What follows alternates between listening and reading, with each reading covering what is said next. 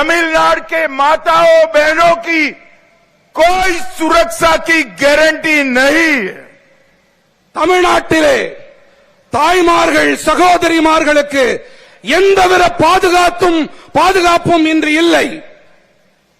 मित्रों, तमिलनाडु सरकार का एकमात्र उद्देश्य है स्टालिन जी के बेटे उदयनिधि को मुख्यमंत्री बनाना। தமிழ்நாடு அரசின் ஒரே நோக்கம் என்று சொன்னால் அது மு.க. ஸ்டாலின் அவர்களுடைய மகன் உதயநிதி ஸ்டாலின் அவர்களை முதலமைச்சராக்குவது மட்டும்தான்।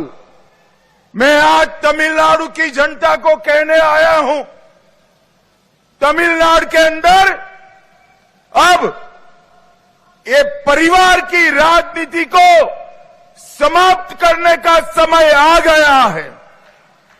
தமிழ்நாட்டின் மக்களிடம் நான் ஒன்றை கூறிக்கொள்ள விரும்புகிறேன், ஒரு குடும்ப ஆட்சி அதற்கு முடிவு கட்டியே தீர வேண்டும், அதற்கான நேரம் வந்துவிட்டது। पहले करुणानिधि जी, फिर स्टालिन जी और अब उदयनिधि।